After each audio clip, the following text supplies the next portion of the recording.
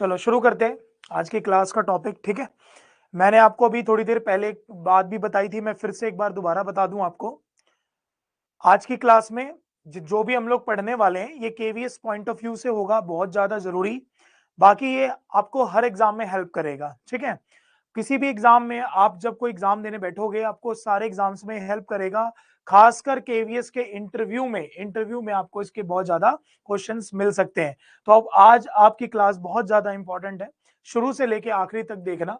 आज की क्लास थोड़ी सी लंबी भी हो जाएगी तो बोर मत होना, वो मैं वैसे ही नहीं होने दूंगा आपको। ठीक है, और कोई बात अगर ऐसी लगे कि भाई समझ में नहीं आ रही है तो जरूर मेरे को आप टेक्स्ट करके बताना ताकि मैं उसको फिगर आउट कर दूं, उस चीज को सॉल्व कर दें। चलो हम शुरू करते हैं आज की क्लास अपनी। अगर मैं बात करूं तो हमने लास्ट क्लास में जो चैप्टर पढ़ा, हमने जो चैप्टर स्टार्ट करा हुआ है भाई, वो चैप्टर नंबर 1 चल रहा है अभी हमारा, नाउन। कौन सा चैप्टर चल रहा है अभी हमारा? नाउन। ठीक है, और नाउन मैंने आपको पहले ही कहा था कि जो नाउन हमारा टॉपिक है वो 6 पार्ट्स में डिवाइड होगा, क्योंकि ये बहुत बड़ा चैप्टर है। ठीक है ना, अपने आप में। तो इसमें हमने जो टॉपिक पढ़ना था वो पढ़ना था हमारे पास कौन सा? नाउन में हमारे पास जो टॉपिक था वो था हमारे पास क्या? Noun concept. क्या था भाई? Noun concept. ठीक है, अगर मैं नाउन कंसेप्ट की बात करूं तो नाउन कंसेप्ट में हमारे पास 3 पॉइंट्स थे। सबसे पहला था noun in apposition, noun in apposition. दूसरा था हमारे पास सब्जेक्ट वर्ड, और तीसरा है हमारे पास सेंटेंस। ठीक है, हमने ये 3 टाइप के नाउन के, हमने इसने नाउन कंसेप्ट के पार्ट्स पढ़े थे कि एक था हमारे पास नाउन इन एपोजिशन, ठीक है, दूसरा था हमारे पास सब्जेक्ट वर्ड, और तीसरा है हमारे पास क्या? सेंटेंस। हमें ये तीन इसमें टॉपिक पढ़ने थे। ठीक है, जिसमें से अगर मैं बात करूं तो मैंने आपको नाउन इन एपोजिशन पढ़ा दिया, सब्जेक्ट वर्ड पढ़ा दिया, और आज हम अपना नेक्स्ट टॉपिक इसमें स्टार्ट करने वाले हैं जिसको हम लोग क्या बोलते हैं भाई? सेंटेंस बोलते हैं। ठीक है, सेंटेंस आज शुरू करने वाले हैं भाई। सेंटेंस में क्या क्या पॉइंट्स आते हैं वो सारी बातें हम लोग सीखेंगे। चलो ध्यान से सुनना, बिल्कुल इजी इजी। डायरेक्ट आज की क्लास के एरर कैसे आएंगे वो जानने से पहले आपको आज के सारे फॉर्मेट्स पता होने चाहिए कि भाई इसको क्या बोलते हैं, इसको क्या बोलते हैं, इसका मतलब क्या होता है। ठीक है, जैसे अगर मैं देखो बात करूं तो हमारे पास जितने भी जब भी हम सेंटेंस पढ़ते हैं तो सबसे पहले हम क्या करते हैं भाई? सेंटेंस की डेफिनेशन पढ़ते हैं कि व्हाट इज सेंटेंस, सेंटेंस क्या होता है और सेंटेंस का मतलब क्या होता है, ये सारी बातें पढ़ते हैं। लेकिन हमें सेंटेंस पढ़ने से पहले कुछ बातें पहले से पता होनी चाहिए। पता क्या होनी चाहिए भाई? कि सबसे पहले हमारे पास जो भी वर्ड आता है वो पढ़ना पड़ता है हमें क्या? साउंड या फिर लेटर। क्या पढ़ना होता है भाई? साउंड या फिर लेटर। यहीं से हमारी लैंग्वेज की शुरुआत होती है भाई, कि साउंड और लेटर से। जैसे ही हमें साउंड और लेटर समझ में आने लग जाता है हम वैसे ही आगे बढ़ते हैं, और आगे बढ़ के हम लोग किसकी बात करने लग जाते हैं? वर्ड की। यानी कि साउंड लेटर के बाद हम लोग वर्ड की बातें करते हैं। उसके बाद जाके हम लोगों को थोड़ा बहुत सेंटेंस की नॉलेज होने लग जाती है कि भाई ये इस टाइप का सेंटेंस होता है। जैसे आपने बचपन में देखा होगा 2 अक्षरों वाले शब्द, 3 अक्षरों वाले शब्द से हम प्रॉपर एक सेंटेंस बनाने हमने शुरू कर लिया था। लेकिन दिक्कत क्या है आपको यहां तक पढ़ने के लिए? इसीलिए अगर आपने कभी सुना होगा कि साउंड और लेटर को हम इसीलिए बोलते हैं क्या? Smallest unit of language. क्या बोलते हैं? Smallest unit of language. भाषा की सबसे छोटी इकाई होती है हमारी। और वैसे ही हमारे पास जो सेंटेंस होता है इसको हम लोग क्या बोलते हैं भाई? Biggest unit of language. ठीक है, बिगेस्ट यूनिट ऑफ लैंग्वेज किसको बोला जाता है हमारे पास? सेंटेंस को बोला जाता है। तो कहने का मतलब क्या है? ये चीजें तो फॉर्मली हमें पता ही है, लेकिन हमें इसके आगे भी 2 वर्ड का यूज जरूर सीखना होता है, जिसमें से एक होगा हमारे पास कौन सा? क्लॉज, और एक वर्ड कौन सा होगा हमारे पास? फ्रेज। यानी कि एक हमें इसमें क्लॉज पढ़ना होगा और एक हमें इसमें फ्रेज पढ़ना होगा। यानी कि मैं अगर मेलनी बातें करूं आपसे तो बातें यहां पर हमारे पास ये है कि हमें साउंड और लेटर क्या होता है ये पता होना चाहिए, वर्ड क्या होता है ये पता होना चाहिए।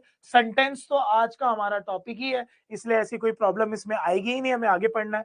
अगला क्या होता है क्लॉज, और अगला क्या होता है हमारे पास फ्रेज। हमें ये सारे एक एक करके पढ़ने होंगे कि सब में कि सबका क्या क्या मतलब आता है, ठीक है। जैसे अगर मैं सबसे पहले शुरू करूं, मैं नेक्स्ट पेज ओपन कर लेता हूं भाई।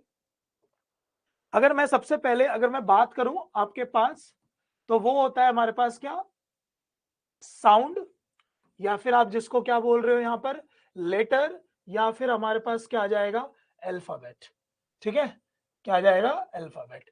ये तीन वर्ड अगर मैं बोलूं हमें इसको पढ़ना है, और हम तीनों को यहां पर क्या बोल रहे हैं भाई, smallest unit of language, smallest unit of language, simple सा, ठीक है। अब स्मॉलेस्ट यूनिट ऑफ लैंग्वेज में अगर मैं बात करूं तो देखो, अगर हमने हमेशा देखा होगा कि जो हमारे पास लेटर होता है या हमारे पास जो अल्फाबेट होता है, हम सबको पता है ये टोटल हमारे पास कितने होते हैं भाई, 26 होते हैं, है ना। लेकिन अगर हमसे कभी कोई यूं पूछ ले कि सर जो साउंड है वो टोटल कितने होते हैं, या हमारे पास ये पूछ ले कि सर टोटल हमारे पास वाउल साउंड्स कितने होते हैं, तो हम बच्चे कह देते हैं सर 5 जो होते हैं वो हमारे वाउल साउंड्स होते हैं, जो कि गलत होता है, ठीक है ना। ध्यान रखना, क्यों, क्योंकि हमारे जो 26 आप ये बात कर रहे हो ना, ये 26 में से 5 हमारे यहाँ पर क्या होते हैं, वाउल होते हैं। इसको बहुत सारे बच्चे वॉवल पढ़ते हैं, विच इज रॉन्ग, ठीक है। और दूसरा हमारे पास 21 हमारे पास क्या हो जाते हैं भाई, कॉन्सोनेंट्स हो जाते हैं, ठीक है ना। तो ये हमारे क्या है, ये हमारे अल्फाबेट है और लेटर है। लेकिन अगर मैं यहाँ पर साउंड की बात करूंगा, साउंड एक अलग चीज है भाई। टोटल अगर मैं इंग्लिश ग्रामर की बात करूंगा तो हमारे पास टोटल कितने साउंड्स होते हैं भाई, 44 साउंड्स होते हैं, ध्यान रखना। जिसमें से अगर हमसे कोई पूछे कि हमारे पास वाउल कितने होते हैं और कॉन्सोनेंट्स कितने होते हैं, यार ये वही वाले वर्ड्स हैं जो आपने देखा होगा कि बचपन में हमारे पास एक किताब आती थी, जिस किताब पे हमारे पास पीछे सबसे लास्ट में लिखा रहता था, जिसमें हमारी वर्णमाला, अल्फाबेट, टेबल्स, ये सारी चीजें लिखी होती थी, और लास्ट वाले पेज पे हमारे पास सबकी इंग्लिश होती थी, जैसे अ, तो ए से अनार, डबल ए से है ना, ऐसे करके वर्ड थे हमारे पास। तो यही सारे मैं अभी साउंड्स की बात कर रहा हूँ। तो इसमें से जो कि हमारे पास अगर मैं बात करूं तो 20 हमारे पास क्या होते हैं भाई, वाउल होते हैं, और 24 हमारे पास क्या होते हैं भाई, कॉन्सोनेंट्स होते हैं। यानी कि अगर हम लोग देखें तो 20 हमारे पास इसके वाउल साउंड्स होते हैं। मैं फिर से कह रहा हूं, ये यहां पर किसकी बात हो रही है, वाउल साउंड्स की, ठीक है। और यहां पर भी ये किसकी बात हो रही है भाई, साउंड्स की। कभी कभी ये भी पूछ लिया जाता है कि सिंगल वाउल साउंड कितने होते हैं, यानी कि हमारे पास कल को आ जाए कि अ सिंगल वाउल साउंड कितने होते हैं, ठीक है। या फिर आपसे पूछ ले कि डबल वाउल साउंड कितने होते हैं, डबल वाउल साउंड कितने होते हैं। ये पूछे हुए क्वेश्चन है भाई, देखो आपने देखा होगा सीटेट के एग्जाम में भी आ जाता है, एसएससी में कभी नहीं पूछता, लेकिन बाकी एग्जाम्स में आ जाता है। तो हमारे पास जो सिंगल वाउल होते हैं वो टोटल कितने होते हैं भाई, 12, और जो डबल होते हैं वो हमारे क्या होते हैं भाई, 8, ठीक है। मोनोफ्थोंग्स इनका नाम होता है, और इसका नाम क्या होता है भाई, डिप्थोंग्स नाम होता है। बट हमारा काम इससे नहीं था, हमारा काम ये था कि क्या जो साउंड होता है या जो लेटर होता है या फिर जो अल्फाबेट होता है, सबसे पहले तो अल्फाबेट्स नहीं होता, यहां से हमारे पास एसएससी में एक एरर आ जाएगा। उस एरर का ध्यान क्या रखना है आपको, कि कल को आ जाए आपके पास एक एग्जांपल कि Monty learned all the alphabets at the age of 2, ठीक है। ये एरर पूछ ले और आपको बोल दे ये है हमारा ए, ये है हमारा बी, ये है हमारा सी, और लास्ट में दे दे वो आपको क्या, नो एरर, यानी कि डी। आपको बहुत बार आपने देखा होगा कि एरर के पेपर में क्वेश्चन आते हैं, और ये आपका जो क्वेश्चन है ये सीजीएल के एग्जाम में ही पूछा गया है भाई। तो हमारे पास लिखा क्या है कि Monty learned all the alphabets at the age of 2। अब देखो इस स्टेटमेंट में आप बोलना क्या चाह रहे हो कि मॉन्टी ने 2 साल की उम्र में सारे के सारे अल्फाबेट याद कर लिए थे, यानी कि वर्णमालाएं याद कर लेती है, ठीक है ना। मैं राइट और रॉन्ग, यही बोलना चाहता है ना। लेकिन आपको यहां पर जो आपने ये वर्ड लिखा है ना अल्फाबेट्स, यहां पर अल्फाबेट्स का मीनिंग आपको जरूर पता होना चाहिए। हम आगे जाके नाउन नंबर्स में ये बात सीखेंगे कि कुछ वर्ड को जैसे ही आप सिंगुलर से प्लूरल बनाने की कोशिश करोगे तो बेशक आप उसमें एस और ईएस जोड़ दोगे और वो सिंगुलर से प्लूरल बन भी जाएगा, लेकिन उसकी हिंदी मीनिंग जो होगी वो टोटली क्या हो जाएगी, चेंज। सो यहां पर जैसे हमने अल्फाबेट्स लिखा तो हमें पता होना चाहिए कि अल्फाबेट्स कोई वर्ड यहां पर नहीं होता। मैं ये नहीं कह रहा वर्ड ही नहीं होता, अल्फाबेट्स की जो हिंदी होती है वो होती है अलग अलग प्रकार की भाषाएं, डिफरेंट काइंड्स ऑफ लैंग्वेजेस। और अल्फाबेट का मतलब क्या हो जाता है हमारे पास, वर्णमाला। इसलिए यहाँ पर अल्फाबेट्स नहीं होना चाहिए था, क्या होना चाहिए था, अल्फाबेट। यानी कि Monty learned all the alphabet at the age of 2। ठीक है, लेकिन मैं कहूं अल्फाबेट्स गलत होता है क्या, नहीं। अगर वो लैंग्वेज के सेंस में होगा तब वो वहां पर, मतलब डिफरेंट काइंड ऑफ लैंग्वेज के सेंस में होगा तब वो वहां पर बिल्कुल सही हो सकता है। ऐसे अगर हम बोले कि देयर आर, सुनना आप लोग, लिखने की जरूरत नहीं, वैसे ही मैं बता देता हूं, there are 26 alphabets in English language. क्या लिखा हो कि there are 26 alphabets in English language, गलत है, there are 26 alphabet in English language. ठीक है, तो ये थोड़ा सा हमें इन बातों का ध्यान रखना है। और दूसरी बात ये आती है कि साउंड और जो लेटर होता है, ठीक है, तो आपसे कोई पूछे कि जो अल्फाबेट आपने बताया सर यहाँ पर कितने होते हैं, 26, क्या ये मीनिंगफुल सेंस देते हैं कि नहीं देते। पॉइंट क्या बनता है कि क्या ये हमारे पास सारे वर्ड मीनिंगफुल सेंस देते हैं कि नहीं देते। आपके पास ये कल को लिखा होगा, ठीक है, मीनिंगफुल सेंस देते हैं या नहीं देते। तो आपको ध्यान रखना है नहीं देते। हमें ये सबके लिए पढ़ना है, सेंटेंस के लिए पढ़ना है, वर्ड के लिए पढ़ना है, उसके बाद क्लॉज के लिए पढ़ना है, फ्रेज के लिए पढ़ना है कि कौन कौन से वर्ड मीनिंगफुल सेंस देते हैं और कौन कौन से वर्ड मीनिंगफुल सेंस नहीं देते। ठीक है भाई, सिंपल सी बात है। तो हमें इन बातों का यहां पर ध्यान रखना है। और अभी सिर्फ अभी मैं आपको कंप्लीट बात नहीं बता रहा कि कंप्लीट बात क्या है मैं बस आपको यही बता रहा हूं कि अभी आपको ध्यान रखना है कि ये अभी मीनिंगफुल सेंस नहीं देते हैं, बस इसलिए हमने यहाँ पर रॉन्ग कर लिया है। ये आपको अपनी नोटबुक में जब भी आप लिखोगे तो ये साइड में जरूर करके लिखना, ठीक है। अब जरा मैं बात करता हूं, वापस बैक आते हैं हम लोग, कि हमने देख लिया कि भाई साउंड और लेटर हमारे पास कितने होते हैं, तो आपको बता दिया मैंने टोटल हमारे पास कितने होते हैं भाई 44, और लेटर हमारे पास कितने होते हैं भाई 26 होते हैं, ठीक है। और ये कभी भी हमारे पास मीनिंगफुल सेंस नहीं देते। इस रॉन्ग का मतलब आप लोग ध्यान रखना बिल्कुल। अब आता है हमारे पास सेकंड पे, कौन सा वर्ड है हमारे पास, वर्ड। जरा नेक्स्ट पॉइंट में देखते हैं वर्ड क्या बोल रहा है, ठीक है। अगर मैं ये वर्ड, हम ये पढ़े व्हाट इज वर्ड, अगर हम पढ़े व्हाट इज वर्ड, वर्ड क्या होता है, तो आप हमेशा देखना वर्ड की जो डेफिनेशन होती है वो क्या होता है भाई, अ ग्रुप ऑफ लेटर्स। क्या होता है, a group of letters which express या फिर गिव्स अ मीनिंगफुल सेंस। आप देखना हमेशा आपको ये वर्ड का आपको डेफिनेशन मिलेगी, ठीक है।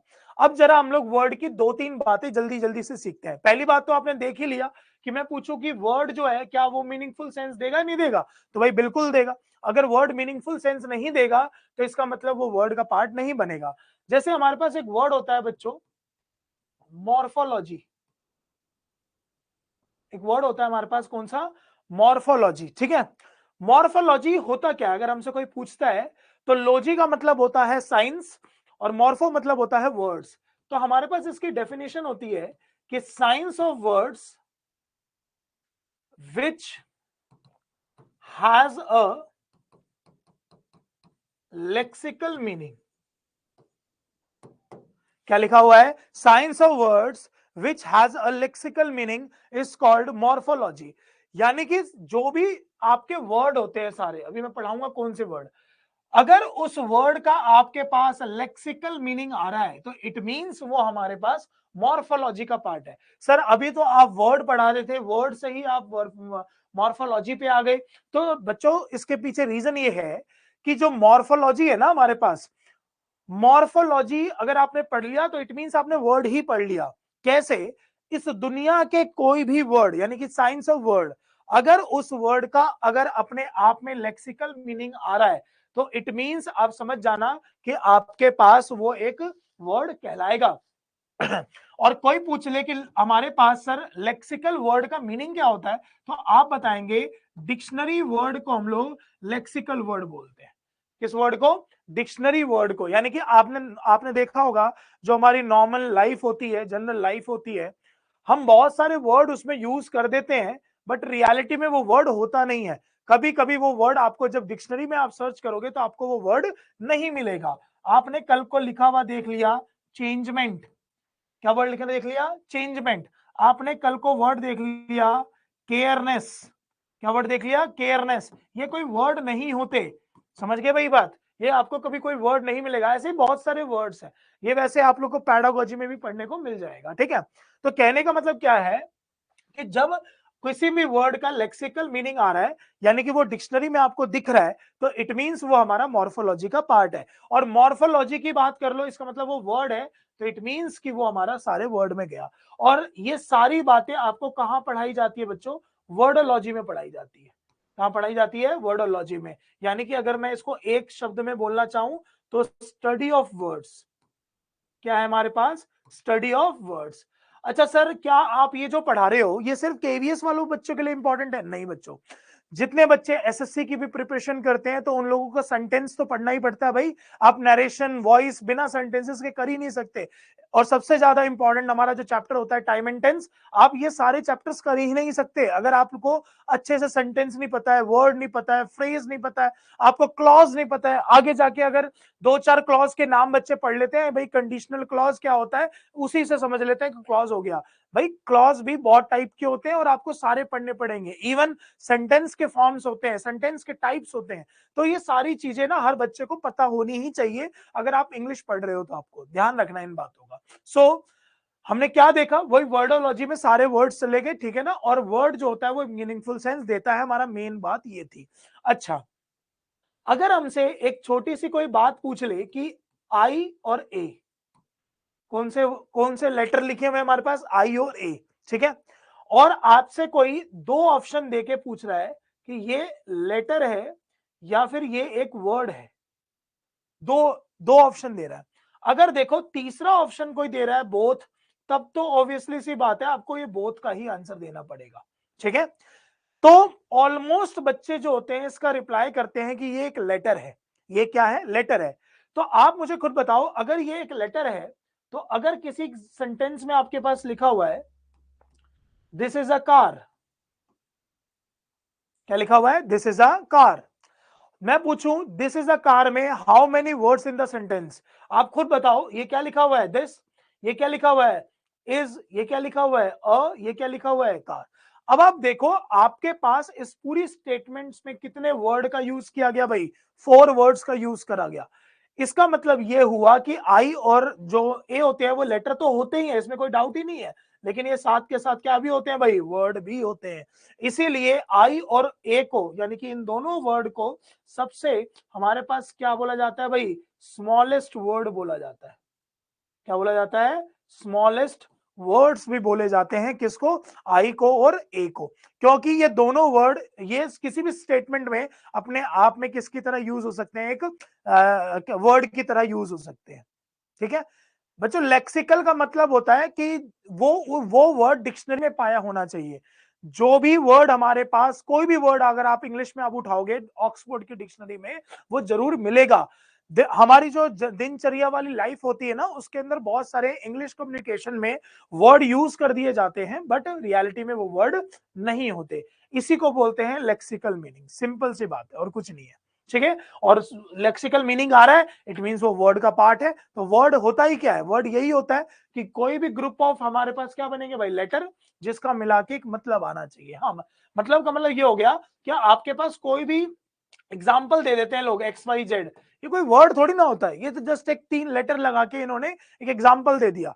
जब तक आपके पास कोई भी वर्ड का एक अपना मतलब नहीं मिलता, तब तक वो एक वर्ड नहीं बनेगा, वो एक लेक्सिकल वर्ड भी नहीं बनेगा, ठीक है? चलिए, तो एक बार वापस बैक आते हैं, हमने जरा क्या क्या पढ़ लिया एक बार देखते हैं उसी पे। सो वर्ड हमने देख लिया, क्या वर्ड मीनिंगफुल सेंस देता है? बिल्कुल देता है सर, ये बात भी हमारे पास क्लियर हो गई है। अब आता है सेंटेंस। देखो सेंटेंस तो हमें पढ़ना ही है मेनली, लेकिन हमारे पास ये टॉपिक ही हमें तो देखो मैंने यहाँ पर हेडिंग डाल रखी है कि भाई हमें तो ये पढ़ना है। सो ये तो हम देखेंगे ही अभी, लेकिन हमें अभी अब इसमें छोटी सी बात देख लेता हूं, फिर उसके बाद मैं क्लॉज और फ्रेज पे आता हूं। वैसे अगर जब भी सेंटेंस की बात आती है, आप इसमें क्या लाइन हमेशा देखते हो भाई, या क्या सेंस देखते हो आप लोग, क्या बोलते हो इसमें हमेशा? Group of words. जैसे आपने पढ़ा ये होता है ग्रुप ऑफ लेटर्स, वैसे ही ये आपके पास क्या होता है भाई? Group of words. क्या ये मीनिंगफुल सेंस देगा कि नहीं देगा? सर बिल्कुल देगा। मीनिंगफुल सेंस ही नहीं देगा तो इसका मतलब क्या है? वो एक सेंटेंस ही नहीं बनेगा। ठीक है, तो मेन बात अभी सेंटेंस में भी मैं थोड़ी देर में आपको बताऊंगा। उसके बाद क्या है? क्लॉज। देखो सेंटेंस पढ़ लेंगे, उसी के बाद मैं आपके पास क्लॉज में आऊंगा। ठीक है ना, तो अभी क्लॉज की बात अभी मैं ज्यादा नहीं बता रहा, लेकिन हाँ अगर हम फ्रेज की बात करें, फ्रेज क्या होता है जरा एक बार सर ये देखा दो हमें। चलो देखना ध्यान से, कहीं पे अगर हमारे पास फ्रेज लिखा होगा तो फ्रेज की डेफिनेशन किस सेंस में जाएगी? ठीक है, आप हमेशा इसमें एक लाइन बोलोगे भाई कि a line which has no subject, no verb, no object, but it gives a meaningful sense. ठीक है, ये बड़ी ही अजीबोगरीब बात हो गई, क्योंकि आप देखो आपने हमेशा देखा होगा कि जब भी हम लोग सेंटेंस की बात करते हैं, किसकी बात करते हैं भाई? सेंटेंस की बात करते हैं, तो सेंटेंस में हम लोग हमेशा एक सब्जेक्ट, एक वर्ब, ऑब्जेक्ट, इस टाइप के बहुत सारी चीजों का यूज करा जाता है। लेकिन फ्रेज क्या है सर? फ्रेज का मतलब भी देखो सेम ऐसी है, लेकिन दिक्कत क्या है कि उसके अंदर कोई सब्जेक्ट नहीं है, कोई वर्ब नहीं है, कोई ऑब्जेक्ट नहीं है, लेकिन फिर भी वो पढ़ने में क्या दे रहा है? कि मीनिंगफुल सेंस दे रहा है। तो मीनिंगफुल सेंस दे रहा है, इस वजह से हम यहां पर इसको फ्रेज में क्लिक करेंगे। जैसे हमने क्लिक करा हुआ है वर्ड में, जैसे हमने क्लिक करा हुआ है सेंटेंस में, वैसे हमने क्लिक कर दिया किसके अंदर? फ्रेज में। तो सर इसके कौन से एग्जाम्पल्स हमारे ऐसे होते हैं जिसमें हमारे पास ये सारी बातें हैं? तो देखो हम जितने भी भाई बच्चों प्रोवर्ब्स की बात करेंगे, हम किसकी बात करेंगे? प्रोवर्ब्स की। या जितने भी आपने देखा होगा हमारे पास ईडियम्स होते हैं, यानी कि हमारे मुहावरे होते हैं, और प्रोवर्ब्स यानी कि हमारे कहावतें होती हैं, ये सारा हमारा किसका पार्ट होता है भाई? फ्रेज का। आपसे जनरली भी कोई पूछ ले तो आप ऐसे ही रिप्लाई करना कि जितने भी हमारे पास मुहावरे या कहावतें होती हैं वो सारी हमारी फ्रेज का पार्ट होंगी। ठीक है, तो इसमें कोई सब्जेक्ट नहीं होता, कोई ऑब्जेक्ट नहीं होता, वैसे ही जनरल सा एक सेंटेंस होगा, आपको उसका मीनिंग बताना होगा। जैसे आपने देखा होगा बहुत बार सीजीएल के एग्जाम में हमारे पास ये लिखा रहता है एट सी, बहुत बार लिखा होता है क्या? सिर्फ एट सी। अब इसमें आप क्या जज करोगे? आपके पास क्या है? कुछ नहीं है, सेंटेंस का कोई सब्जेक्ट नहीं है, कोई वर्ब के सेंस में नहीं है, लेकिन हाँ एट सी का अपने आप में क्या आता है? मतलब आता है। एट सी बोला जाता है अ कंफ्यूज्ड सिचुएशन, परप्लेक्स्ड सिचुएशन या फिर पजल्ड सिचुएशन के लिए हम लोग ये वर्ड यूज करते हैं, क्या? एट सी। ऐसे ही आपने बहुत बार देखा होगा snake in the grass, a snake in the grass. ठीक है, और स्नेक इन द ग्रास का मतलब क्या हो गया? A hidden enemy. तो ये भी हमारे पास क्या बनता है? एक तरह का फ्रेज बनता है। तो ना फ्रेज, जितने भी प्रोवर्ब्स है, जितने भी क्या नाम है हमारे पास इडियम्स होते हैं, वो सारे हमारे इसका पार्ट है। Sir what is the difference between proverb and idioms? देखो भाई सिंपल सा मीनिंग क्या बनेगा, अगर कभी भी आपसे पूछा जाए कि प्रोवर्ब्स और इडियम्स क्या है, तो इनकी हिंदी मीनिंग तो ये बनेगी, इसकी हिंदी होती है मुहावरे, इसकी हिंदी होती है कहावतें। देखो भाई अगर हमारे पास कभी भी इसका मीनिंग कोई पूछ ले तो आप इसको सिंपल बताया करो कि जो हमारे पास मुहावरे होते हैं ना, उसका अर्थ जानना थोड़ा सा मुश्किल होता है, उसकी इंग्लिश, उसका मीनिंग और उसका सेंस तीनों अलग अलग आता है। लेकिन कहावतें जो होती है ना, वो सारी की सारी कैसी होती है भाई? सेम टू सेम होंगे, आप सेंस लगा के आराम से बना लोगे। ठीक है ना, जो कुछ और ही बन जाता है वो मुहावरा होता है जिसको सॉल्व करा जाएगा।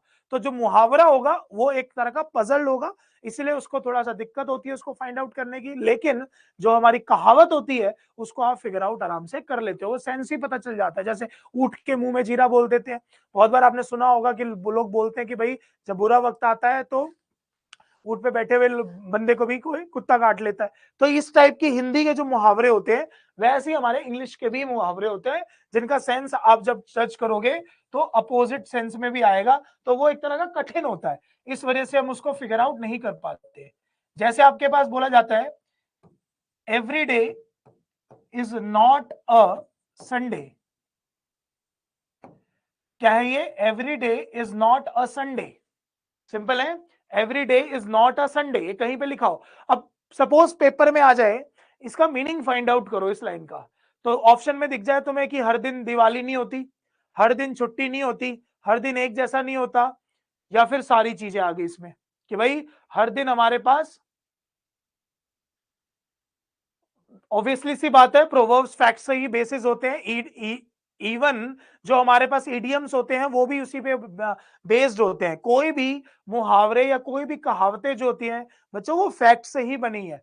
मेरा मोटिव ये था बताने का कि जैसे सपोज आपने लिखा हुआ है कि every day is not a Sunday, तो आप इसको संडे से मत जज कर लेना कि छुट्टी वाली बात हो रही है यहाँ पर, नहीं। इसका मीनिंग होता है कि हर दिन दिवाली नहीं होती, तो चेंज हो गया ना मीनिंग इसके अंदर हमारे पास। तो आपके पास जो इडियम्स होता है उसका मीनिंग चेंज हो जाता है आपके पास, ठीक है। लेकिन जो प्रोवर्ब होता है उसका मीनिंग आपके पास चेंज नहीं होता, उसका सेंस वैसे ही आ जाता है कभी कभी। बाकी पेपर में इतना वो नहीं पूछेगा कि बताओ ये इडियम्स है या ये प्रोवर्ब है, वो तो हमने एक जनरल मीनिंग जानने के लिए कर लिया, ठीक है। एक बार टीजीटी हिंदी के इंटरव्यू में पूछ लिया गया था यही क्वेश्चन कि भाई बताओ क्या नाम है प्रोवर्ब और इडियम्स में क्या फर्क होता है हिंदी में, ठीक है। तो इस वजह से हमने ये बात को बस इलेबोरेट कर दिया कि ये क्या है। एक बार हम दोबारा फर्स्ट पेज पर अपने देखते हैं। हमारे पास क्या था, साउंड और लेटर क्या था, हमने ये पढ़ लिया अच्छे से। वर्ड क्या था, हमने ये देख लिया। सेंटेंस तो भी पढ़ना ही है, क्लॉज भी पढ़ना है। और फिर हमारे पास क्या था, फ्रेज क्या था, हमने ये पढ़ लिया। क्या फ्रेज मीनिंगफुल सेंस देता है, तो हमने देखा हाँ जी बिल्कुल देता है, ठीक है। तो हमने ये सारे वर्ड सब क्लियर कर लिए। अब हम अपना जो टॉपिक था मेन, क्योंकि देखो नाउन कंसेप्ट में हमारे पास यही तो टॉपिक था डायरेक्ट, कौन सा, सेंटेंस। तो हमें ये सेंटेंस ही पढ़ना है, अब हम वो शुरू कर रहे हैं, ठीक है। अगर किसी को भी साउंड, लेटर, वर्ड और फ्रेज, इन 4-5 चीजों में कोई प्रॉब्लम नहीं है तो बता दीजिए, फिर मैं अब आगे कंटिन्यू करता हूं।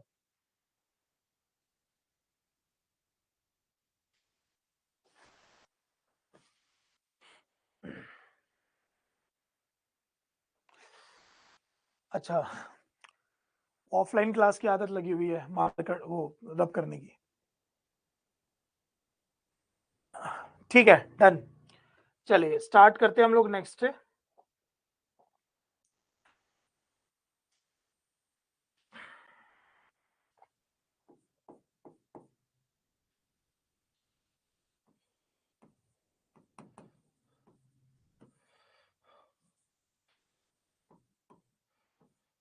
देखो, सेंटेंस की डेफिनेशन जो हमने पढ़ रखी थी हम उसी को लिख लिए और इसी को आगे कंटिन्यू करेंगे, ठीक है। क्या था भाई कि it is a group of words that expresses अ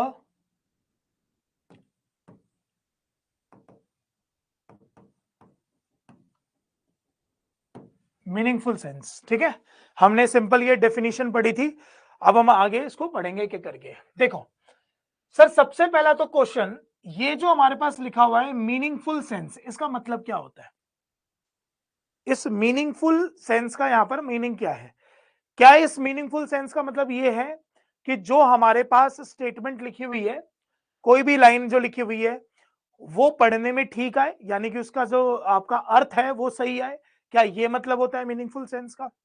कहीं पे अगर आपके पास ये लाइन लिखी हो, अब देखना बहुत बार बोल दिया जाता है कि सर मीनिंगफुल मतलब, मीनिंगफुल सेंस का मतलब क्या होता है कि ये जो लाइन हमारे पास लिखी हुई है इसका एक अर्थ आना चाहिए। अब ध्यान से सुनना जरा, इस लाइन का मतलब क्या है कि मीनिंगफुल सेंस होता क्या है, ठीक है भाई। देखना जरा ध्यान से, कभी भी मीनिंगफुल सेंस अगर आपके पास पूछ लिया जाए तो किसी भी स्टेटमेंट को इन दो चीजों से होकर गुजरना पड़ेगा। अगर वो दो चीजें इन दो वर्ड से वेरीफाई हो गई, यानी कि पूरी जो स्टेटमेंट है वो इन दो दो चीजों से वेरीफाई होगी, तो इट मींस वो हमारे पास क्या बनेगा, एक सेंटेंस बन जाएगा। जिसको अगर मैं बात करूं तो एक वर्ड बोलते हैं क्या, सिंटेक्स, और एक वर्ड बोलते हैं क्या भाई, सिमेंटिक्स। हमें ये वर्ड पढ़ने पड़ते हैं, ध्यान रखना। एक वर्ड है हमारे पास क्या, सिंटेक्स, और एक वर्ड क्या है हमारे पास, सिमेंटिक्स भी बोल सकते हैं, सिमेंटिक भी बोल सकते हैं, ठीक है। अब सर सिंटेक्स क्या होता है, अगर सिंटेक्स का मीनिंग हमसे कोई पूछे तो भाई सिंटेक्स का मतलब होता है कि logical arrangement of words in the sentence, यानी कि logical arrangement of words in the sentence is called syntax simple, इसके ऊपर पता नहीं कितनी बड़ी बड़ी कहानियां बोल दी जाती है, पता नहीं कितने बड़े बड़े सब्जेक्ट्स बोल दिए, आपका चैप्टर आ जाता है। कोई जरूरत नहीं है, आपको सिंपल सी बात बस ये ध्यान रखनी है कि जो हमारे पास सिंटेक्स होता है वो सिंपल लॉजिकल अरेंजमेंट या सिस्टमैटिक अरेंजमेंट को बोला जाता है। सिस्टमैटिक अरेंजमेंट का बच्चों यहाँ पर मतलब क्या है? सिस्टमैटिक अरेंजमेंट का सर मतलब ये है कि कभी भी आपके पास किसी भी स्टेटमेंट में जब आपके पास शुरुआत होगी तो ऑब्वियसली सी बात है वो एक किससे होगी? सब्जेक्ट से होगी। सब्जेक्ट के बाद आप क्या लिखोगे? एक वर्ब, और वर्ब के बाद आप लोग क्या लिखोगे भाई? ऑब्जेक्ट। ठीक है, ये जो आपके पास स्टेटमेंट होती है ना, इसी को बोला जाता है कि हमारे पास सिंटेक्स। ठीक है, सिंपल आपके पास एक सब्जेक्ट हो, आपके पास एक वर्ब हो, आपके पास एक ऑब्जेक्ट हो। ये होता क्या है ये हम बाद में देखेंगे, भाई सब्जेक्ट क्या होता है, वर्ब क्या होता है, ये टॉपिक अभी नहीं है। अभी हमें सीखना था कि मीनिंगफुल सेंस का मतलब क्या है। अब देखो, आपके पास कोई भी एक लाइन अगर स्टेटमेंट आपके पास सिंपल से लिखी हुई है भाई कि ही मिल्क ड्रिंक्स, क्या लिखा हुआ है? ही मिल्क ड्रिंक्स। सो सबको पता है ये हमारे पास सब्जेक्ट है, ये हमारे पास ऑब्जेक्ट है, ये हमारे पास क्या है? वर्ब है। सो बच्चों ये क्या हो गया हमारे पास? रॉन्ग। हमने जब इसको ठीक करके लिखना है तो क्या लिखना है भाई? ही ड्रिंक्स मिल्क। ठीक है, तो ये हमारा क्या है? सिंटेक्स के पॉइंट ऑफ व्यू से। लेकिन आपका मतलब यहां पर ये नहीं होना चाहिए कि आपने कोई भी सब्जेक्ट लिया, कोई भी वर्ब लिया और कोई भी ऑब्जेक्ट लिया और उसको पैटर्न में लिख दिया, और पैटर्न लिखने की वजह से आप उसको बोलना चाह रहे हो कि सर ये तो हमारा एक सेंटेंस है, जो कि बिल्कुल ही रॉन्ग होगा। It's not a kind of कि हम लोग इस चीज को ऐसे पढ़े कि भाई सेंटेंस ऐसे होता है, लेकिन ऐसा ये कभी भी नहीं होता। आपको इस बात का ध्यान रखना है। क्यों? क्योंकि बेशक सेंटेंस में एक लॉजिकल अरेंजमेंट होगी, एक सिस्टमेटिक तरीका होगा, लेकिन साथ के साथ आपको क्या भी बात ध्यान रखनी है कि वो ग्रामेटिकली भी तो करेक्ट होना चाहिए ना भाई। तो ग्रामेटिकली करेक्ट का मतलब यहां पर ये हो गया कि जो भी आपके पास लाइन लिखी है, यानी कि logical use of words in the sentence.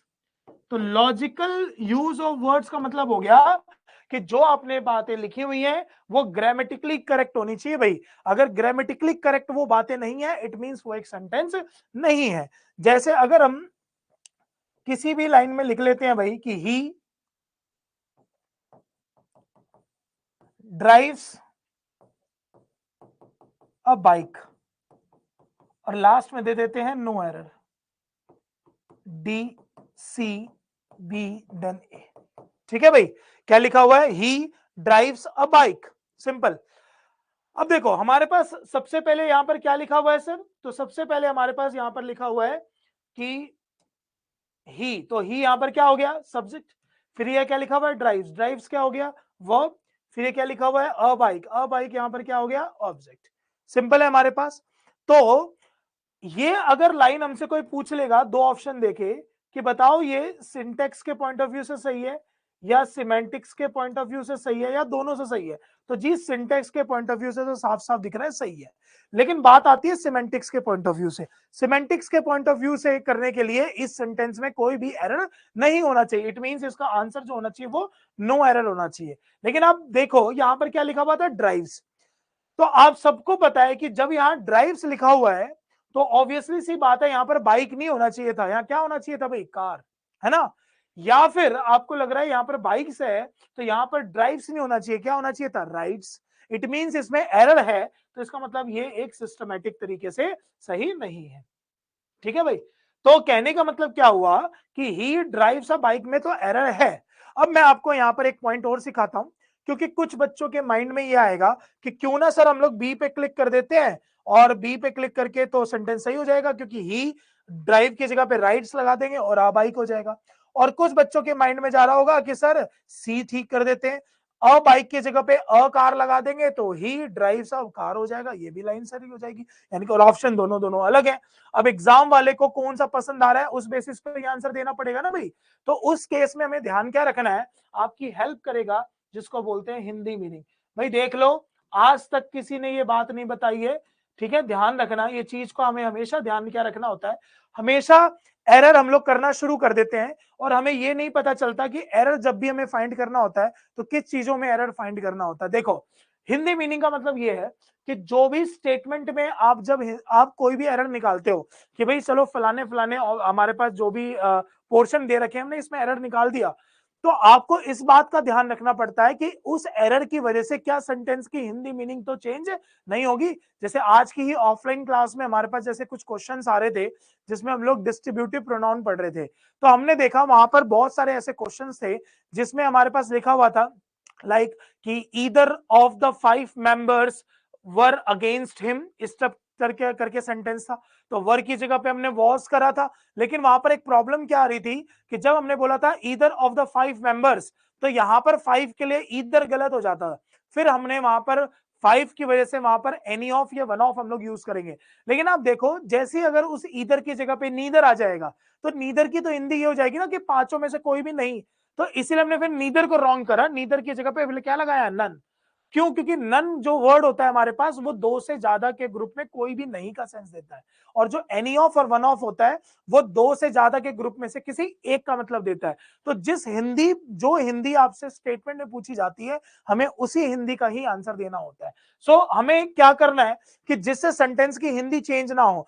जैसे हमारे पास किसी स्टेटमेंट में लिखा हुआ है कि राम आ रहा है, तो आप उसका आंसर ये नहीं दे सकते राम जा रहा है, ठीक है ना, तो मीनिंग चेंज हो जाएगा। तो आप देखो, अगर आप बी में एरर निकालोगे, ठीक है, और अगर आप ड्राइव्स की जगह पे क्या लगा दोगे, राइड्स, ड्राइव्स की जगह क्या लगा दोगे, राइड्स, तो देखो पहले भी हिंदी यही थी कि वह बाइक चलाता है, और अभी भी हिंदी यही है कि वह बाइक चलाता है। तो जिससे हिंदी मीनिंग चेंज ना हो, हमें हमेशा एरर जो है वो वही फाइंड करना चाहिए। ठीक है भाई। अब किसी अगर स्टेटमेंट में आपसे बोल देता है कि दे इज कमिंग, बहुत छोटी सी बात बता रहा हूं मैं आप लोगों को, दे इज कमिंग। अब एक बात बताओ, इस की जगह हम लोग आर भी लगा सकते हैं और दे की जगह पे ही या शी भी लगा सकते हैं। अगर मैं बोल दूं ही इज कमिंग, तो ये भी तो लाइन करेक्ट हो गई, लेकिन फर्क क्या हो जाएगा, दे की जगह पे अगर ही लगाओगे तो उसकी हिंदी मीनिंग जो है वो बिल्कुल क्या हो जाएगी, चेंज। इसी वजह से आप यहाँ पर इस की जगह पे कौन सा वर्ड यूज करोगे, आर, क्योंकि आर लगाने से उसकी हिंदी मीनिंग पे कोई फर्क नहीं पड़ेगा। तो एरर हमें वही निकालना चाहिए जिससे सेंटेंस की हिंदी मीनिंग कभी भी चेंज ना हो। क्या आपको इतनी सी बात समझ में आई? सिंटेक्स और सिमेंटिक्स क्या होता है, क्लियर है?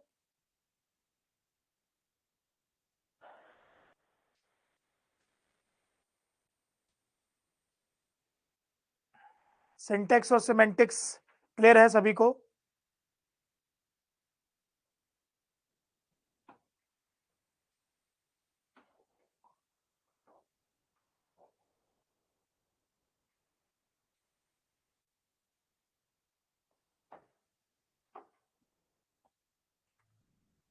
पूछ लो भाई, पूछ लो, जितने लाइव वाले बच्चे हैं। कोई आपको इसमें डाउट लग रहा है कि भाई सर ये चीज एक बार और रिपीट कर दीजिए, मैं फिर कर दूंगा, वरना फिर हम अपना नेक्स्ट पॉइंट इसमें शुरू करें।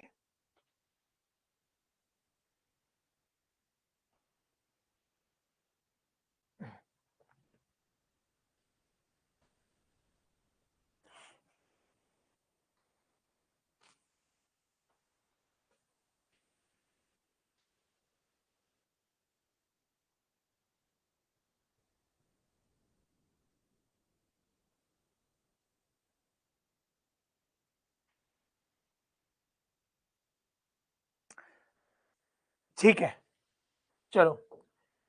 तो हमने देख लिया कि सेंटेंस क्या था, सेंटेंस में मीनिंगफुल सेंस क्या होता है, हमने ये भी देख लिया था। अब जरा हम इसको आगे कंटिन्यू करते हैं कि हम इसमें क्या क्या क्वेश्चंस दे सकते हैं या क्या आपके पास पॉइंट पूछेगा। आपके पास एक लाइन लिखी हो भाई, सिंपल,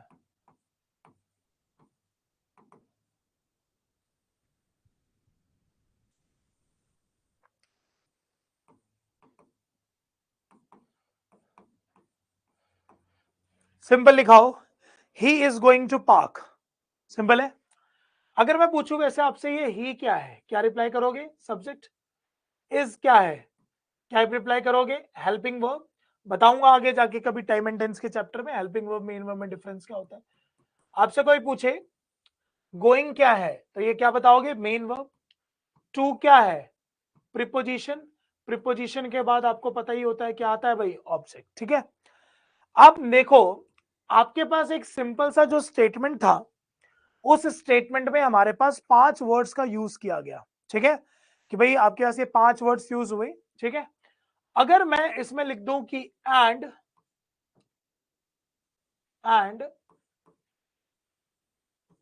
आई एम कमिंग, कुछ भी आप एक स्टेटमेंट बना सकते हो, ठीक है, मैंने सिंपल सी स्टेटमेंट लिख दी। तो एंड तो कंजंक्शन होता है, आप सबको पता है, दो चीजों को जोड़ने का काम करता है। फिर से ये जो इज है, ये हमारे पास क्या है भाई, सब्जेक्ट है। उसके बाद एम क्या है हमारे पास, एक हेल्पिंग वर्ब है। और कमिंग क्या है हमारे पास, एक मेन वर्ब है, ठीक है। अब देखो, ओवरऑल जो पूरा सेंटेंस लिखा है हमारे पास, इस पूरी सेंटेंस में हमारे पास 8 चीजें यूज हुई, यानी कि 5 ये वाले सब वर्ड्स और 3 ये वाले शब्द। तो कोई पूछे क्या सेंटेंस में हमारे पास इतनी सारी बातें होती हैं, तो आपको ध्यान रखना है, नहीं सर इतनी बातें कभी भी नहीं होती हैं। क्यों नहीं होती हैं? क्योंकि जो सेंटेंस होता है ना, आप कभी भी देखना, आपके पास जो सेंटेंस होता है वो दो चीजों से मिलकर बनता है हमेशा। सेंटेंस कितनी चीजों से मिलकर बनता है? दो चीजों से मिलकर बनता है। एक आपके पास होता है सब्जेक्ट, एक तो आपके पास क्या होता है भाई, सब्जेक्ट, सिंपल। और दूसरा जो वर्ड होता है वो हमारे पास क्या होता है भाई, प्रेडिकेट, ठीक है। क्या होता है भाई सेंटेंस में, एक होता है सब्जेक्ट और एक होता है हमारे पास क्या, predicate. Sir what is subject and what is predicate, आप पहले ये भी ध्यान रखना कि जब भी सेंटेंस की बात करूंगा तो आप चाहो तो ऐसे भी बता सकते हो कि सब्जेक्ट और सब्जेक्ट के साथ बता सकते हो क्या, प्रेडिकेट, ठीक है। तो व्हाट इज सब्जेक्ट, सब्जेक्ट का मतलब क्या होता है, सब्जेक्ट के लिए आप हमेशा बोलते हो क्या, doer of an action, doer of an action, जिसको हिंदी में बोला जाता है कर्ता, यानी कि काम को करने वाला। और प्रेडिकेट क्या होता है, क्योंकि दो के अलावा तो कोई चीज होती ही नहीं है सेंटेंस में। तो व्हाट इज प्रेडिकेट, आप देखो, एक हो गया सब्जेक्ट, तो जितनी भी बातें सेंटेंस में, यानी कि ऑल द मैटर्स, जितनी बातें हैं किसके बारे में, about the subject, about the subject, ठीक है, इज कॉल्ड प्रेडिकेट। यानी कि ये कैसे याद कर सकते हो आप लोग, जो सेंटेंस होता है वो एक तरह की मूवी है हमारे पास, एक तरह की कैसी है भाई, मूवी है, ठीक है। उसके बाद जो सब्जेक्ट होता है वो उस मूवी का समझ लो हीरो है, ठीक है। और पूरी जो मूवी होती है ना वो इसी उसी हीरो के इर्द गिर्द घूमती है, इसीलिए आप उसको प्रेडिकेट बोलते हो। तो वो पूरी मूवी को क्या बोलोगे आप लोग, स्टोरी बोलोगे। तो जो हमारी सेंटेंस की स्टोरी होती है उसी को बोलते हैं क्या, प्रेडिकेट। और जो हमारे पास सब्जेक्ट होता है वो एक तरह का हीरो हो गया, इसलिए हम उसको क्या बोलते हैं भाई, हमारे पास एक डूअर ऑफ एन एक्शन, यानी कि करता। अगर आपसे कोई पूछ ले कि how to find subject in the sentence and how to find predicate in the sentence, ये हमारा मेजर क्वेश्चन है यहाँ पर, ठीक है। तो आपको मैं एक छोटा सा पॉइंट बता रहा हूं, उसके बाद मैं आपको एक एचटेट के एग्जाम में एक क्वेश्चन पूछा गया था, ठीक है, उस बेसिस पर मैं आपको बताऊंगा कि उसमें क्या चीज कैसे वो क्वेश्चन पूछा गया था, ठीक है। देखो ध्यान से, बहुत इजी सी बात है। जैसे हमारे पास ये जो पूरा स्टेटमेंट लिखा हुआ है, अगर मैं इसमें पूछूं कि सब्जेक्ट क्या है, तो देखो आपको हेल्प करेगा हमेशा यहाँ पर एक बंदा, जिसको हम लोग क्या बोलते हो यहाँ पर, इज यहाँ पर क्या है, एक हेल्पिंग वर्ब है, ठीक है। इस हेल्पिंग वर्ब से पहले का पूरा जो पार्ट बनेगा वो बनेगा पूरा का पूरा सब्जेक्ट, समझ गए, चाहे वो कितना बड़ा क्यों ना हो, ये पूरा का पूरा क्या बनेगा, सब्जेक्ट। और इससे पहले का पार्ट, अब इसको इंक्लूड मत करना, अब इसको एक्सक्लूड करना। हेल्पिंग वर्ब से लेके ये पूरे का पूरा पार्ट जो है वो हमारे पास क्या बन जाएगा, ऑब्जेक्ट। यानी कि हेल्पिंग वर्ब को लेके पार्ट तक का पूरा जो पॉइंट बनेगा वो क्या बनेगा, ऑब्जेक्ट बनेगा, ऑब्जेक्ट बनेगा। अरे नहीं भाई, क्या बनेगा सर, प्रेडिकेट बनेगा। क्या बनेगा, प्रेडिकेट बनेगा। इससे लेके पूरा पार्क तक हमारा पूरा का पूरा क्या होगा, प्रेडिकेट, क्योंकि ये पूरी स्टोरी होगी ना। क्या सर मैं यहां तक प्रेडिकेट बता सकता था, नहीं, क्योंकि कनेक्टर आ गया, कनेक्टर आ गया तो इसका मतलब दो सेंटेंस, दो सेंटेंस का मतलब दो सब्जेक्ट, दो सब्जेक्ट का मतलब दो प्रेडिकेट। इसका मतलब हमारे पास यहाँ पर जो इज एम है, आई है, ये हमारा फिर से क्या बनेगा, सब्जेक्ट। और यहाँ पर जो एम कमिंग है ये हमारे पास क्या बनेगा, प्रेडिकेट। और आप देखो, आपने इसके अंदर helping verb, main verb, preposition, object, ये प्रेडिकेट के अंदर गए, यानी कि सारे इनके क्या हुए, पार्ट हुए। तो अगर आपसे कोई दो स्टेटमेंट से पूछ ले कि इन दोनों में से कौन सी यूनिवर्सल लाइन है, यानी कि कौन सी ग्रामेटिकली करेक्ट लाइन है, या फिर ये बात जो होती है वो ग्रामर में ठीक मानी जाती है, ठीक है, तो आपसे वो दो ऑप्शन देके पूछ ले कि एक ऑप्शन है हमारे पास कि object is a part of predicate, ठीक है, और दूसरा ऑप्शन दे दे आपको predicate is a part of object, ठीक है। तो ऐसे एस्टेट के एग्जाम में पूछा गया था कि दोनों में से कौन सी हमारी यूनिवर्सल लाइन है, कौन सी लाइन जो है वो करेक्ट मानी जाती है। तो आप देखो इसके लिए तो वही वाली बात है कि Delhi is a part of India या India is a part of Delhi. तो भाई जो इंडिया है उसी का तो एक छोटा सा पार्ट है ना दिल्ली। तो वैसे ही जो प्रेडिकेट है वो एक बहुत बड़ी दुनिया है, उसमें से एक छोटा सा वर्ड है जिसका नाम क्या कहलाता है हमारे पास, ऑब्जेक्ट कहलाता है। तो कौन सा स्टेटमेंट करेक्ट है भाई हमारे पास, फर्स्ट वाली। सेकंड स्टेटमेंट क्या है, रॉन्ग है, क्योंकि जो ऑब्जेक्ट होता है वो पार्ट होता है हमारा किसका, प्रेडिकेट का पार्ट होता है, ठीक है ना। ठीक है, क्लियर हो गया। तो सब्जेक्ट क्या होता है, प्रेडिकेट क्या होता है, क्लियर है। जब जब मैं सेंटेंस की बात करूंगा तो आपको ध्यान रखना है कि आप उसको सब्जेक्ट प्लस में क्या बोलते हो, प्रेडिकेट। अब एक स्टेटमेंट दे रहा हूं, उस स्टेटमेंट में आपको जरा ये फाइंड करना है कि सेंटेंस हमारे पास जो लिखा हुआ है उसमें सब्जेक्ट क्या है और उसमें प्रेडिकेट क्या है।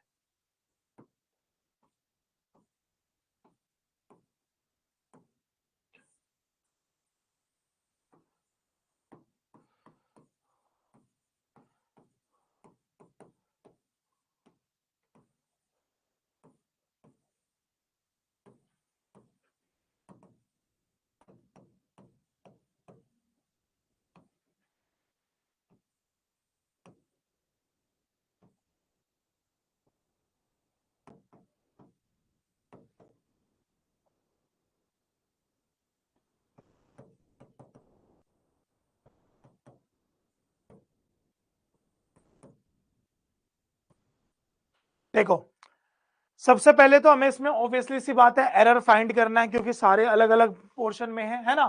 बट हमें इसमें एरर फाइंड करने से पहले जरा ये देखना है कि इस स्टेटमेंट में हमारे पास सब्जेक्ट क्या होगा और इस स्टेटमेंट में हमारे पास प्रेडिकेट क्या होगा। सिंपल सा है। सभी स्टूडेंट्स को वो पूरा वर्ड या पूरी लाइन लिखनी है भाई अपने चैट सेक्शन में कि सर ये जो लाइन है हमारे पास ये सब्जेक्ट है और ये जो लाइन है ये हमारे पास प्रेडिकेट है। जल्दी से करेंगे भाई।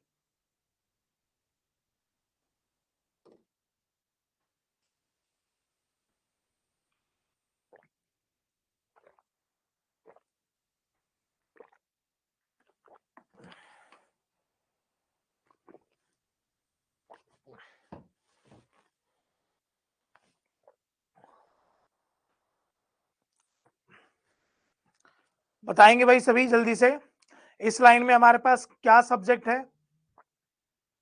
और इस लाइन में हमारे पास क्या प्रेडिकेट है।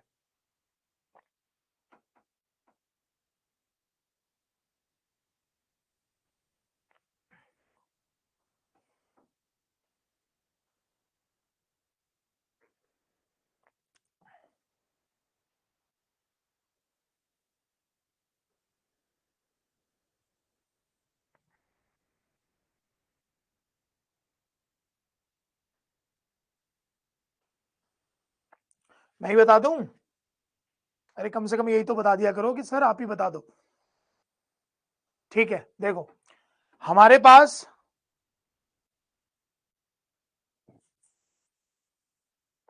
जो स्टेटमेंट लिखी है वो क्या लिखी है, the condition of our countries women are bad day by day.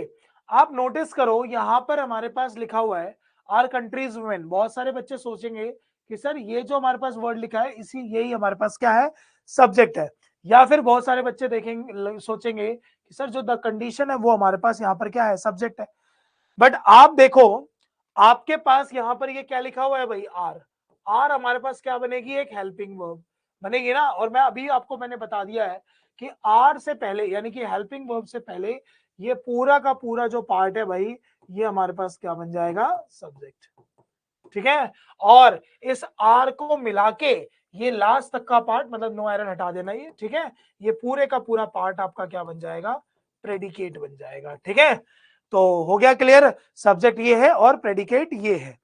अच्छा, अगर मैं बात करूं ये सेंटेंस में एरर फाइंड करने के लिए कि सर इसमें एरर कैसे फाइंड होगा, तो एरर फाइंड करने के लिए ऑफ से पहले आपको पढ़ो क्या लिखा हुआ है, द कंडीशन। मैंने आप सभी को ये पढ़ा दिया है कि ऑफ से पहले यानी कि प्रीपोजिशन ऑफ से पहले वाले वर्ड को बोलते हैं सब्जेक्ट वर्ड, और इसी सब्जेक्ट वर्ड के अकॉर्डिंग सेंटेंस में क्या यूज होती है भाई, वो। तो अगर मैं इसके अकॉर्डिंग वर्ब यूज करूंगा तो आप खुद बताओ, आर आना चाहिए या इज आना चाहिए भाई, इज आना चाहिए, ऑब्वियसली सी बात है। यानी कि किस पोर्शन में गलती है हमारे पास, सी पोर्शन में हमारे पास यहाँ पर एरर है। ठीक है, आर की जगह पे क्या यूज हो जाएगा, इज यूज हो जाएगा। ठीक है, अब सर जैसे आपने देखा यहां पर हमने एक वर्ड देख लिया सब्जेक्ट, और एक वर्ड क्या हो गया, सब्जेक्ट वर्ड। अब ये क्या होता है, अगर हमसे कोई पूछा अब ये क्या होता है सर, तो मैंने लास्ट क्लास में ऑलरेडी आपको पढ़ाया था कि नाउन इन अपोजिशन क्या होता है और सब्जेक्ट वर्ड क्या होता है। आई होप आप लोगों ने पढ़ लिया होगा। तो पहले तो एक डिफरेंस तो मैं आपको वैसे ही बता देता हूं, आपको साफ साफ दिख रहा होगा। आप नोटिस करो, हेल्पिंग वर्ब से पहले का पूरा पार्ट क्या बनता है, सब्जेक्ट बनता है। हेल्पिंग वर्ब से पहले का पूरा पार्ट क्या बनता है, सब्जेक्ट। और ऑफ प्रीपोजिशन से पहले का पार्ट पूरा क्या बनता है, सब्जेक्ट वर्ड। यानी कि हेल्पिंग वर्ब से पहले का पूरा पार्ट बनता है क्या, हमारे पास सब्जेक्ट बनेगा, और ऑफ प्रीपोजिशन से पहले का पूरा पार्ट क्या बनेगा, सब्जेक्ट वर्ड बनेगा। दूसरी चीज, आपको किसी भी स्टेटमेंट में हमेशा ऑलमोस्ट टाइम सब्जेक्ट दिखेगा या सब्जेक्ट वर्ड दिखेगा, तो सर सब्जेक्ट दिखेगा ना, क्योंकि हर सेंटेंस में सब्जेक्ट वर्ड तो होता ही नहीं है, क्योंकि हर सेंटेंस में हमारे पास ऑफ नहीं लगता, और जब ऑफ नहीं लगेगा तो इसका मतलब वो सब्जेक्ट वर्ड भी नहीं होगा। तो इसका मतलब क्या हुआ कि आप लोग को सब्जेक्ट जरूर मिलेगा, और ऑफ दिखेगा तो उस सेंटेंस में आपको सब्जेक्ट वर्ड भी मिल जाएगा। और तीसरी बात तो आपको वैसे ही पता चल जाएगी, अगर आपसे कोई वैसे पूछ लेगा, ठीक है, एक स्टेटमेंट देके पूछ लेगा कि जब भी सब्जेक्ट वर्ड लिखा हो तो subject word is a part of subject, ठीक है, या फिर आपके पास लिखा हो subject is a part of subject word. तो यार ये तो वही वाली बात फिर से आ गई कि सर अभी हमने बताया था कि जो प्रेडिकेट होता है वो पार्ट नहीं होता, जो ऑब्जेक्ट होता है वो पार्ट होता है। तो जो ऑब्जेक्ट है तो object is the part of predicate, और सेम आपको यहां पर क्या बात याद रखनी है कि जो सब्जेक्ट वर्ड होता है वो पार्ट होता है हमारे पास किसका भाई, सब्जेक्ट का। ठीक है ना, तो सब्जेक्ट वर्ड एक छोटा सा पार्ट होता है हमारे पास किसका, सब्जेक्ट का। और उसी के अकॉर्डिंग, हाँ, इसकी वेटेज इतनी अच्छी होती है कि अगर ये सेंटेंस में यूज हो जाए तो इसी के अकॉर्डिंग सेंटेंस में क्या यूज होगी, वर्ब यूज होगी। इस बात का आपको ध्यान रखना है। और देखो इसकी इंपॉर्टेंस कितनी है, अगर आप किसी स्टेटमेंट में लिखते हो doctors is oblique are ready, ठीक है, और एक स्टेटमेंट में लिखते हो a team of doctors is oblique are ready, फर्क आ गया सेंटेंस में। ठीक है, अब आप देखो लिखा हुआ है कि डॉक्टर्स इज ऑब्लिक आर, तो भाई डॉक्टर्स को देखकर तो आर ही यूज करोगे ना, लेकिन अ टीम ऑफ डॉक्टर्स में क्या हो गया, ऑफ से पहले क्या लिखा हुआ है, अ टीम, इसके अकॉर्डिंग वर्ब आएगी। और अ टीम एक कलेक्टिव नाउन होता है, इसलिए अपने साथ ये कैसी वर्ब फॉलो करता है, सिंगुलर वर्ब फॉलो करेगा। ठीक है, तो देखा सब्जेक्ट वर्ड की इंपॉर्टेंस कितनी है हमारे पास। तो इस चीज का आपको ध्यान रखना है कि सब्जेक्ट क्या होगा और सब्जेक्ट वर्ड क्या होगा। ठीक है, अभी हमने थोड़ी देर पहले एक वर्ड यहां पर छोड़ दिया था, आपको याद होगा, क्लॉज। एक वर्ड छोड़ दिया था, कौन सा, क्लॉज। और एक वर्ड हमारे पास क्या हो गया, सेंटेंस। ठीक है, अब आप ध्यान से देखेंगे भाई इन दोनों वर्ड की बातें। सेंटेंस की डेफिनेशन हम सभी ने देख ली कि सेंटेंस क्या होता है भाई। तो सेंटेंस हमने देखा था ग्रुप ऑफ वर्ड होता है जो कि हमारे पास मीनिंगफुल सेंस देता है। आपको मैं बता दूं कि जो क्लॉज होता है उसका भी यही काम होता है, यानी कि क्लॉज का काम भी हमारे पास क्या होता है कि ये भी हमारे पास किसी भी सेंटेंस में जब लाइन लिखी होगी ग्रुप ऑफ वर्ड्स के साथ होगा और साथ के साथ मीनिंगफुल मतलब दे रहा होगा। लेकिन सर इसमें डिफरेंस क्या है, तो आपको मैं एक बेसिक बताता हूं और एक आपको इसके एडवांस बात बताऊंगा, दोनों बातों का ध्यान रखना। बेसिक बात यह है कि आपसे कोई पूछ रहा है कि सेंटेंस क्या है, तो आपको रिप्लाई करना होता है सब्जेक्ट, और सब्जेक्ट के साथ क्या रिप्लाई करना होता है भाई, प्रेडिकेट। ठीक है, सेंटेंस तो यही होता है। लेकिन अगर क्लॉज की बात करेंगे तो क्लॉज में क्या होता है आपके पास, सब्जेक्ट, और सब्जेक्ट के साथ क्या यूज होता है भाई आपके पास, वर्ब। ठीक है ना, सब्जेक्ट के क्या साथ क्या होता है, वर्ब। यानी कि सब्जेक्ट और वर्ब दोनों मिलके हमारे क्या बन जाते हैं भाई, क्लॉज बन जाते हैं। यानी कि अगर मेरे पास कल को एक स्टेटमेंट लिखी हो कि ही राइट्स अ लेटर, और एक स्टेटमेंट लिखी हो ही राइट्स, दो लाइन है, और वो आपसे पूछ ले कि ही राइट्स अ लेटर, और दो ऑप्शन दे दे आपको कि ये एक क्लॉज होता है या फिर ये एक सेंटेंस होता है। सेम बात आपको इसमें भी दो ऑप्शन दे दिए जाए कि ये एक क्लॉज होता है या फिर ये एक सेंटेंस होता है। ठीक है, अब आप खुद देखो, आपके पास ये क्या है, सब्जेक्ट है, ये क्या है, वर्ब है, ये क्या है, ऑब्जेक्ट है। ठीक है ना, सब्जेक्ट है, वर्ब है और ऑब्जेक्ट है। तो जब आपने देखा कि ये ऑब्जेक्ट हो गया तो इसका मतलब क्या हो गया भाई कि ये एक क्लॉज नहीं है, it means it's a sentence. ये क्या है, सेंटेंस है, क्योंकि देखो सब्जेक्ट और वर्ब लिखने का मतलब यही हो गया ना कि इसमें ऑब्जेक्ट नहीं होगा, और जो प्रेडिकेट होता है इसके अंदर तो ऑब्जेक्ट आता ही आता है हमारे पास। अब आपके पास लिखा हुआ है ही राइट्स, तो आप ही राइट्स में सबसे पहले क्या लिखा हुआ है, सब्जेक्ट, और ये क्या लिखा है हमारे पास, वर्ब। अब आप देखो, जब आपके पास ही राइट्स लिखा है तो आप ऑब्वियसली सी बात है इसको क्या बोलोगे, क्लॉज बोलोगे ना। लेकिन क्या आप इसको सेंटेंस नहीं बोलोगे क्या, यार बोलोगे ना। इट मींस आपने जिस जिसको क्लॉज बोला वो सारे सेंटेंस भी है, लेकिन जिस जिसको सेंटेंस बोला वो एक क्लॉज नहीं है।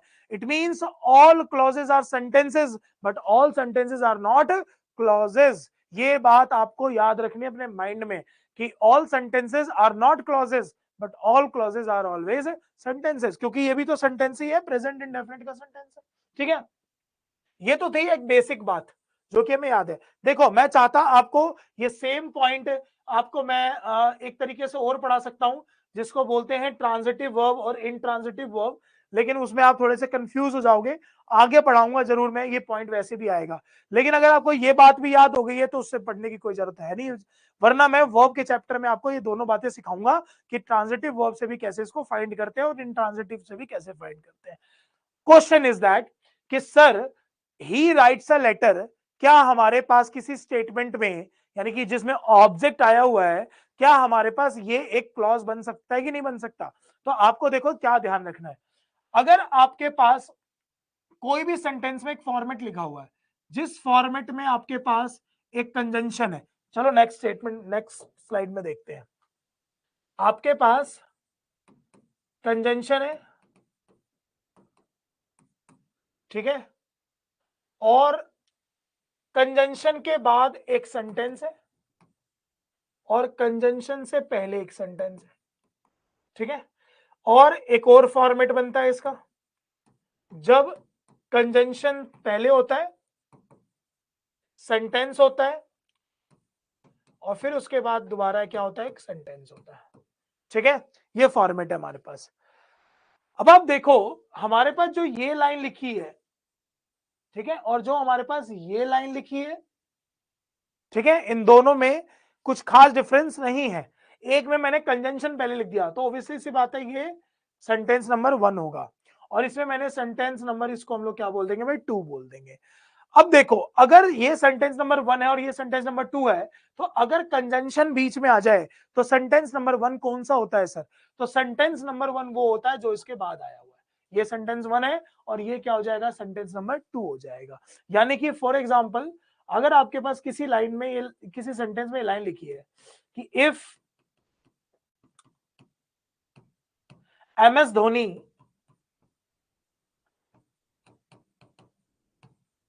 plays with us,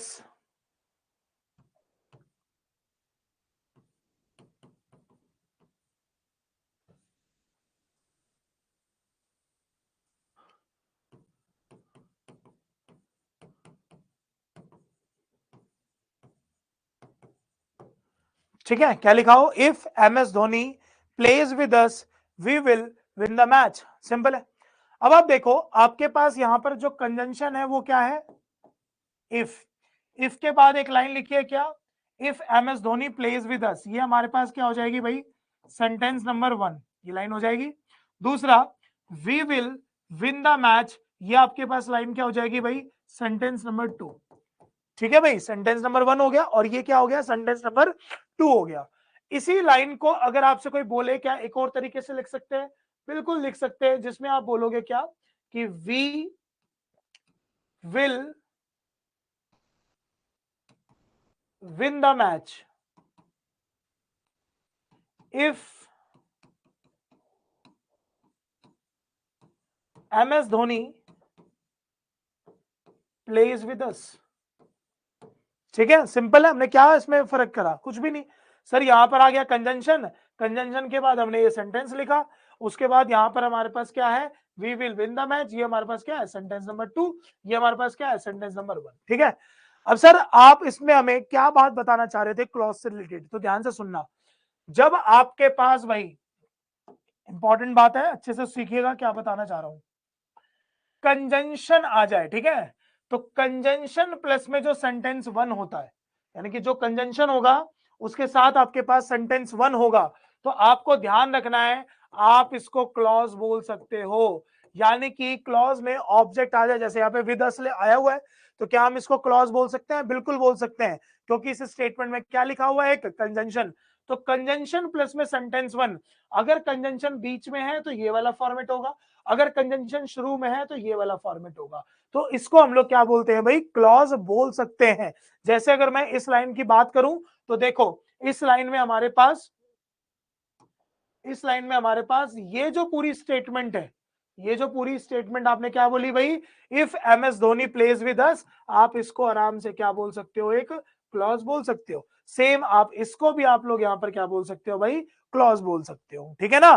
तो क्लॉज हम लोग, कोई बोले ऑब्जेक्ट कब आ जाता है भाई क्लॉज में, तो आप बता सकते हो कि सर उसमें कनेक्टर यूज करा जाता है, ठीक है, तो उस केस में हम उसको क्लॉज का पार्ट बोल सकते हैं, जिसमें हम लोग कंडीशनल क्लॉज की बात करते हैं, सबॉर्डिनेट क्लॉज की बात करते हैं, डिपेंडेंट क्लॉज की बात करते हैं, इंडिपेंडेंट क्लॉज की बात करते हैं। ये क्लॉजेस का टॉपिक तो आगे है बच्चों, ठीक है ना। हमने तो बस जनरली बात क्या सीख ली, हमें ये पता होना चाहिए था। ध्यान रखना, बहुत सारे स्टूडेंट्स को ये बातें नहीं पता होती हैं, इसलिए आपको इन बात का ध्यान रखना है।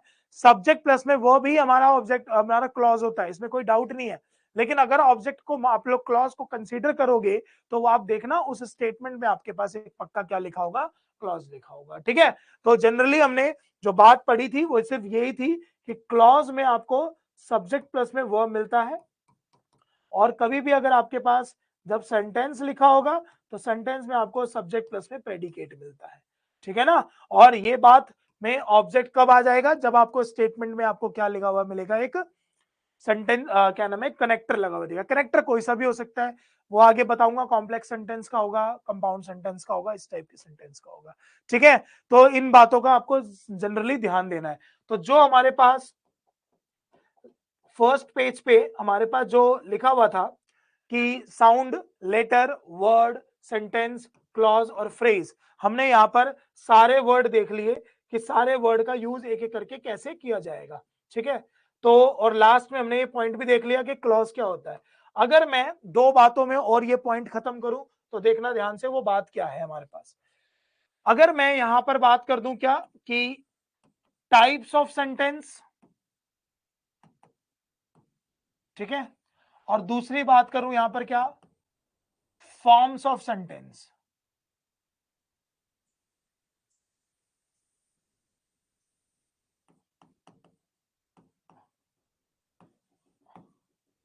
हालांकि फॉर्म्स भी जो होती है ना भाई, वो भी सेंटेंस के टाइप में ही आ जाती है, ठीक है, वो आगे देख लेंगे ऐसा कैसे होता है सर।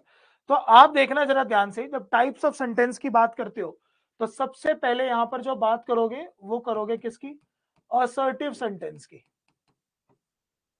किसकी, असर्टिव सेंटेंस। दूसरा आप इसके अंदर बात करोगे तो बात हो जाती है आपके पास किसकी, इंटेरोगेटिव सेंटेंस की। तीसरा अगर आप इसमें बात करोगे तो तीसरा हो जाता है हमारे पास किसकी, इंपेरेटिव सेंटेंस। फोर्थ अगर बात करोगे आप लोग तो फोर्थ होता है हमारे पास कौन सा, ऑप्टेटिव सेंटेंस। और फिफ्थ होता है हमारे पास जिसको हम लोग बोलते हैं क्या, एक्सक्लेमेटरी सेंटेंस, ठीक है। ये 5 टाइप का हमारे पास क्या होता है, सेंटेंस होता है, सेंटेंस के टाइप होते हैं।